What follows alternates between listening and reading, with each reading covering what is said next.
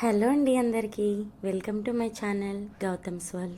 ఈరోజు మన ఛానల్లో వచ్చేసి చాలా హెల్దీగా, చాలా టేస్టీగా, చాలా ఈజీగా ఈ వీట్ ఫ్లోర్ ఇంకా జవార్ ఫ్లోర్ యూస్ చేసుకొని ఇంట్లోనే మనం బ్రెడ్ అనేది ఎలా చేసుకోవాలో ఈ వీడియోలో చూపిస్తా అండి.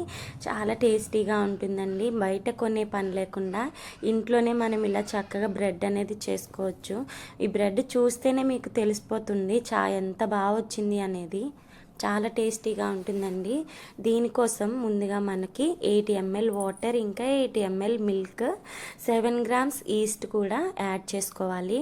అందులోనే మీకు స్వీట్నెస్కి తగ్గట్టు హనీ కూడా యాడ్ చేసుకోవాలి. మీకు హనీ వద్దనుకుంటే దీని ప్లేస్లో షుగర్ కూడా యాడ్ చేసుకోవచ్చండి. ఇదంతా కూడా బాగా మిక్స్ అయ్యేటట్టు కలుపుకోవాలి. ఎక్కడ కూడా ఈస్ట్ అనేది బాగా కలుస్తుందన్నమాట. సో బాగా కలుపుకున్న తర్వాత మనం తీసుకున్న 150 grams వీట్ ఫ్లోర్, ఇంకా 150 grams జవార్ పౌడర్ నేను తీసుకున్నాను. ఇక్కడ బాగా కలుపుకోవాలి. కలుపుకునేటప్పుడు మీకు ఏమైనా కొంచెం వాటర్ ఆర్ మిల్క్ అనేది కావాలి అనుకుంటే యాడ్ చేసుకోవచ్చు, కన్సిస్టెన్సీని బట్టి. అంటే ఒక్కొక్క దగ్గర పిండి అనేది ఒక్కొక్క విధంగా ఉంటుంది కదండి. సో చూసుకుంటూ యాడ్ చేసుకోవాలి. నేను ఇక్కడ సాల్ట్ వేయడం మర్చిపోయాను, సో అందుకే ఇప్పుడు యాడ్ చేస్తున్నాను. చూడండి, ఇలా బాగా కలుపుకోవాలి. కలుపుకున్న తర్వాత ఇది మూత పెట్టేసి 2 గంటల పాటు పక్కన పెట్టుకోవాలండి. ఎందుకంటే ఈస్ట్ అనేది యాక్టివేట్ అయ్యి పిండి అనేది డబుల్ సైజ్ అవుతుందండి. సో ఇలా చూసారు కదా, ఇలా డబుల్ సైజ్ అవుతుంది. ఇలా అయిన తర్వాత ఇలా బాగా మిక్స్ చేసుకోవాలి. ఇప్పుడు ఇందులోనే మనకి ఒక 30 ml వరకు బటర్ని తీసుకోవాలండి. బటర్ కానీ ఆయిల్ కానీ మీ ఇష్టం, ఏది అవైలబుల్ ఉంటే అది తీసుకోవచ్చు. బాగా మిక్స్ చేసుకోవాలి. మీకు బ్రెడ్ అనేది పర్ఫెక్ట్గా రావాలి అంటే ఇక్కడే మెయిన్ స్టెప్ అండి. మీరు పిండి అనేది ఫ్లోర్ మీద పెట్టి చాలా బాగా నీడ్ చేయాలి.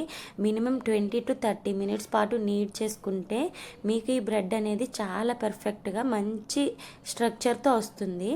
సో ఇలా చేసుకున్న తర్వాత మీకు పిండి తెలిసిపోతుంది, చాలా సాఫ్ట్గా రెడీ అవుతుంది. అప్పుడు ఇలాగా మనకి బ్రెడ్ షేప్లో చేసుకొని బ్రెడ్ మౌల్డ్కి బటర్ అప్లై చేసుకోవాలి. ఇలా బటర్ అప్లై చేసుకున్న దాంట్లో మనం ఈ పిండిని పెట్టుకోవాలండి. బ్రెడ్ షేప్ చేసుకొని దీనికి మూత పెట్టేసి ఒక 40 minutes పాటు పక్కన పెట్టుకోవాలి. ఎందుకంటే అది బ్రెడ్ అనేది డబుల్ సైజ్ అవుతుంది. సో దీన్ని ఇప్పుడు మనం 180 degrees దగ్గర 10 minutes పాటు ప్రీహీట్ చేసుకొని 50 minutes పాటు బేక్ చేసుకోవాలి. 40 minutes అనేది మూత పెట్టి బేక్ చేసుకోవాలండి. మిగిలిన 10 minutesలో బయటకు తీసి మిల్క్ అప్లై చేసి మూత పెట్టకుండా వదిలేయాలండి. తర్వాత 10 minutes కూడా అయిపోయిన తర్వాత బ్రెడ్ అనేది బయటకు తీసి వేడిగా ఉన్నప్పుడే కొంచెం బటర్ అనేది పైన అప్లై చేసుకోవాలి. హార్డ్ అయిపోకుండా సాఫ్ట్గా ఉంటుంది బ్రెడ్ అనేది, మంచి కలర్ కూడా ఇస్తుంది.